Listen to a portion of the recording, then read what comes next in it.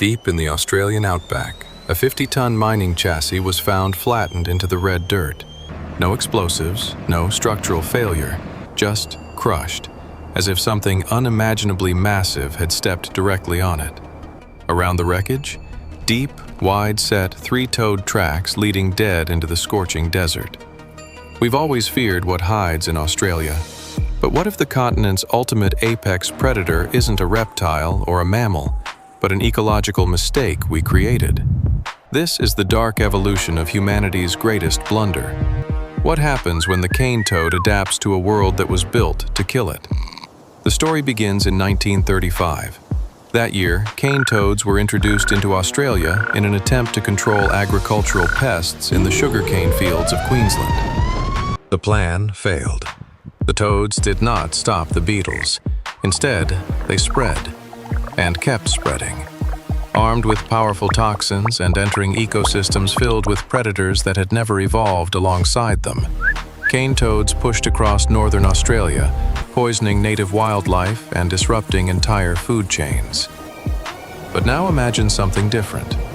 A small population breaks away from the main invasion front, driven inland, cut off from permanent water, surrounded by salt flats, dry riverbeds, scorching rock, and temperatures capable of killing an ordinary cane toad within hours. Most die beneath the sun. Their skin dries, their muscles fail, their bodies stiffen in the heat. But a few survive longer, 3 hours, 6, then an entire day. And in the desert, that small advantage is enough for evolution to begin.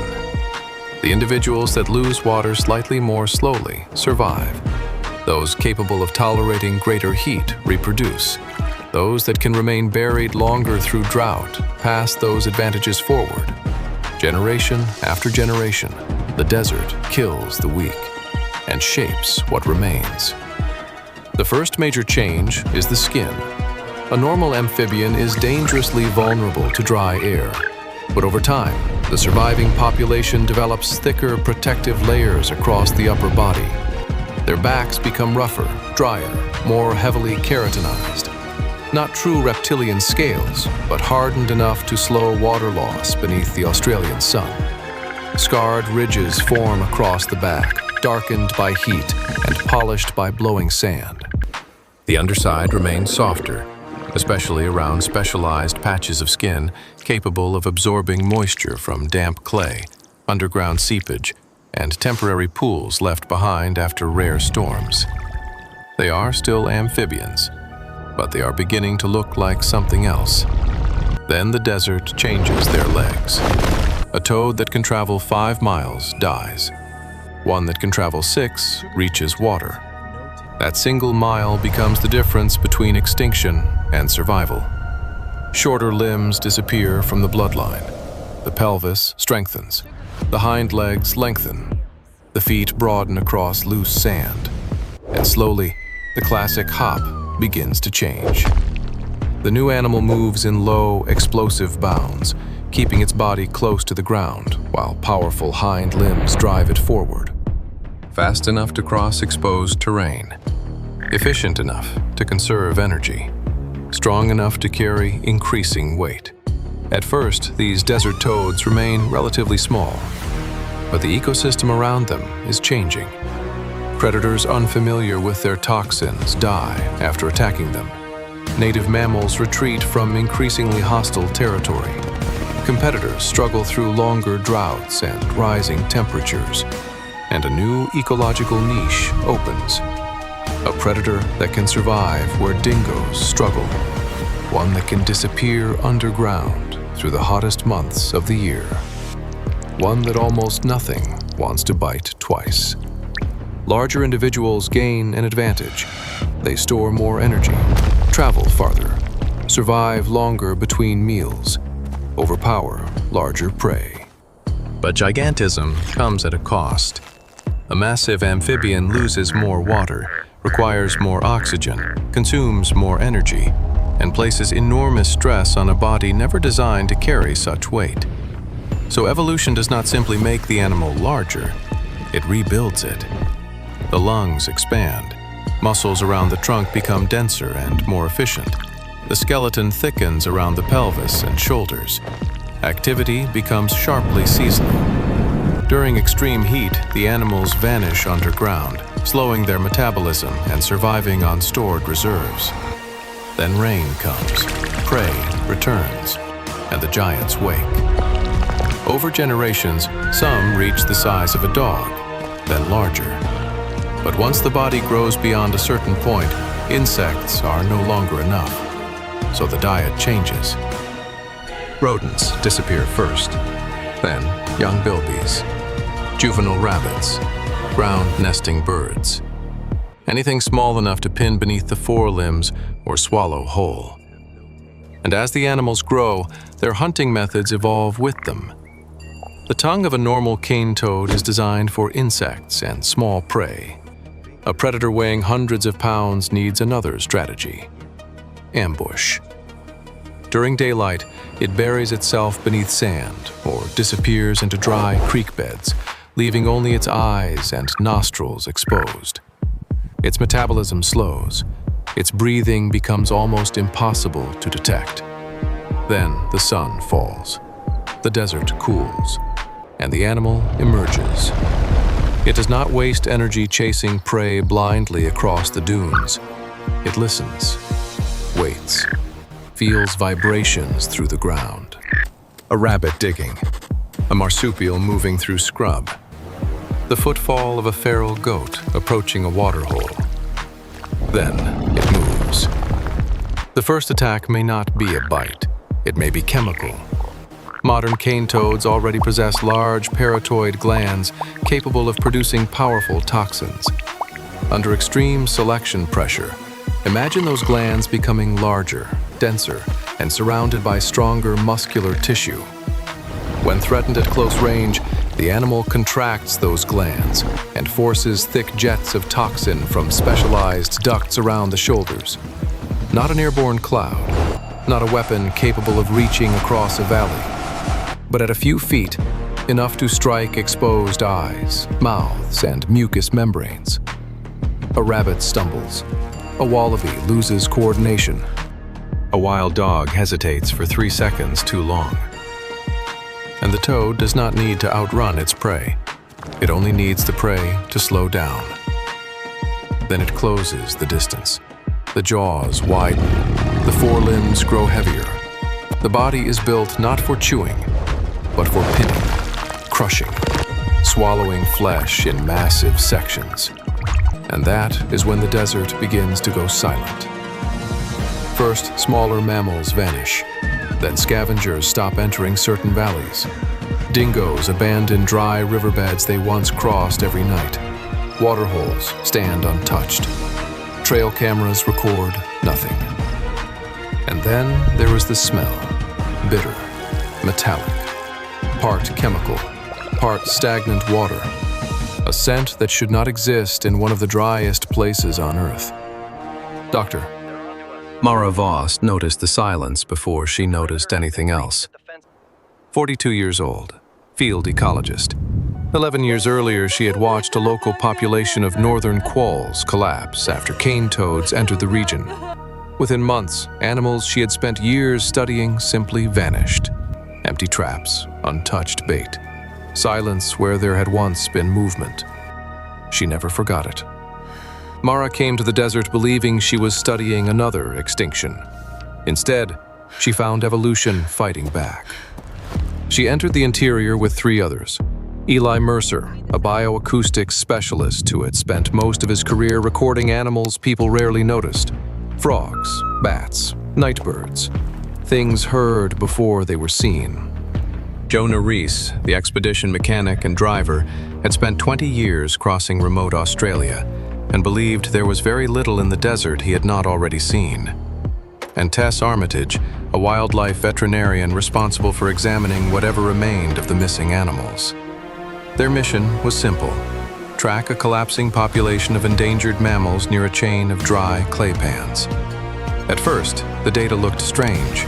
Then, it became impossible. One tracking collar stopped moving, then another, then 3 more.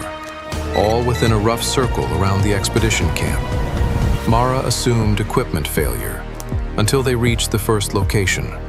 No carcass, no blood, no fur, only a deep depression in the sand. Beside it lay a pale residue, powdery, almost sparkling beneath the flashlight. Eli crouched near it. Salt? Mara touched none of it. No. She stared at the impression. Something stood here. That night, Eli recorded the first sound. At 1:43 a.m., he removed his headphones. His face had gone pale. Mara looked across the camp. What? Eli handed her the headphones. At first, there was only static, then a pulse, low, rhythmic, so deep she felt it in her chest before she fully heard it. One call. Then another answered from somewhere beyond the eastern ridge. Mara removed the headphones. How many? Eli looked into the darkness. I don't know. A third pulse came from behind them. No one spoke after that. The next morning, they found tracks near the outer edge of camp. 3 toes, a broad central pad, deep enough to suggest enormous weight. At first, there were only 2, then 5, then a complete trail circling the camp. Jonah stood over them. That wasn't here yesterday. Mara looked toward the dunes. No. For the first time since they had entered the interior, Jonah had nothing else to say. That afternoon, Mara placed a trail camera beside a dry creek bed. At 2:11 a.m., it recorded 17 seconds of footage. For 12 seconds, nothing moved. Then 2 eyes appeared, too high above the ground for any normal toad. The body entered frame, broad, low, more than 10 feet from snout to hindquarters. The head was unmistakably amphibian, but everything else looked wrong. The mouth was too wide. The shoulders were swollen around enormous toxin glands. Dark ridges covered the back. The hind limbs were elongated and heavily muscled. It took one step, then another. No frantic hopping, just slow, deliberate movement. Then it stopped, turned its head, and looked directly into the camera. The footage ended. It didn't just see the camera. It understood it was being watched. And that night, the hunt evolved from instinct to strategy. Something struck the eastern floodlight. Not hard enough to break it, just hard enough to turn it away from the dunes. Half the camp fell into darkness. Eli grabbed a flashlight. Mara stopped him. Don't. Then came the second impact. This time from the opposite side. Another light shifted. Darkness closed in from both directions. At 2:17 a.m., the generator stopped. The silence afterward felt physical. Mara could hear people breathing, canvas moving in the wind, her own heartbeat. Then Jonah whispered, "Where's the water?" 2 sealed containers were gone. They found one 30 yards beyond camp, crushed, punctured, empty. The second was never found. Jonah stared at the broken plastic. They know what we need. Mara looked at him. No, they know what they need. But the explanation no longer felt convincing. After that, shapes began appearing beyond the remaining floodlights, never close, never moving quickly, just standing at the edge of visibility. One night, then another. On the 4th night, Eli identified 5 separate calls surrounding the camp. 5 directions, 5 distances. He checked the recording twice, then looked at Mara. We're inside something. What? His eyes remained fixed on the darkness. A hunting ground. At dawn, Mara ordered the expedition out. They packed water, medical supplies, data drives, and enough fuel to reach the highway. The first route through the sandstone corridor was blocked by dozens of fresh tracks crossing back and forth. They turned south. More tracks. The third route appeared clear, for almost a mile. Then Jonah stopped. A single line of 3-toed impressions ran beside their footprints. They weren't being followed. They were being herded. At 4:12 a.m., Jonah turned around. The flashlight hit the sand, spun twice, and went black. There was no struggle, just one brief, heavy sound in the dark. The apex predator didn't need to chase. It only had to wait. Mara moved toward the darkness. Eli caught her arm. "Mara!" For 1 second, she resisted. Then something shifted beyond the reach of their lights. Heavy, fast, close. She stopped. They ran. The low pulses began behind them, one from the ridge, another farther south, then one much closer. Eli froze. Mara grabbed his arm. "Move!" He stared into the darkness. "It's not calling." Another vibration rolled through the ground. Closer. Eli's voice dropped. "It's answering." They kept moving. Cass vanished less than a mile from the service road. There was no scream. Mara looked back only once. A flashlight lay motionless in the dust. Nothing stood beside it. Nothing moved. And somehow, that was worse. By sunrise, only Mara and Eli reached the outer service road, 2 out of 4. Mara still carried Jonah's flashlight. She kept it for 11 years. By then, the desert where he disappeared no longer appeared on public maps. But the greater danger had never been the adults. It was reproduction. Because amphibians can produce enormous numbers of offspring under the right conditions. And in the Australian desert, the right conditions may arrive only once in years. A cyclone pushes inland. Rain falls across dry country. Clay pans fill overnight. Temporary rivers appear where there had been only dust. And across hundreds of miles, dormant animals begin moving toward water. Not dozens, thousands. Males gather around flooded basins. The night fills with deep, resonant calls. Females arrive. Eggs are laid in numbers no containment team could realistically count. For a few weeks, every temporary pool becomes a nursery. Most offspring die. But most do not need to survive. Enough survive. And that is the problem. One rain event can repopulate an entire region. The survivors inherit the traits that made their parents successful.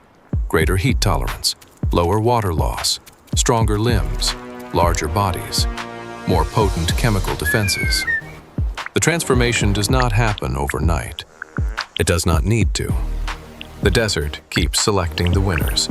And as conditions grow hotter and drier, the territory favorable to those winners begins to expand. That is when the barriers appear.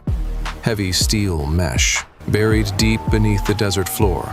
Electrical deterrents, vibration sensors, restricted roads, civilian access closed. Officially, the zones exist because of unstable terrain and environmental hazards. But the sensors face inward, toward the desert. For years, the fence holds. Then the impacts begin. At 3:14 a.m., one southern sensor records a single pressure spike, not enough to trigger the main alarm. The following night, it happens again. Same time, different location. On the third night, there are 2 impacts. Then 4. Then 6. Never hard enough to break the steel. Never in exactly the same place. The animals move along the perimeter, press, stop, move again. On the 6th night, infrared cameras record one adult approaching the fence. Then another. 4 more shapes emerge behind them. The first animal lowers its body, presses one shoulder against the mesh. The steel bends 2 inches. Then it steps away. Another takes its place. The process repeats one after another. Testing, learning. On the 7th night, the cameras see nothing. No impacts, no movement, no calls. At sunrise, technicians arrive. 40 feet of reinforced military steel mesh has been pushed 3 inches outward. The perimeter hasn't failed. Not yet. But the creatures in the dark are testing the tension, learning the limits, waiting for the next storm. So I leave you with this. If an ecological mistake can evolve into a nightmare this fast, are those fences meant to protect the fragile desert ecosystem from them? Or are they protecting us? Drop your verdict in the comments below. If the cane toad became this, what invasive species is quietly evolving in your state right now? The feral hogs in Texas? The pythons in the Everglades? Let me know. Subscribe to the archives, because our next speculative evolution file might just be hiding in your own backyard.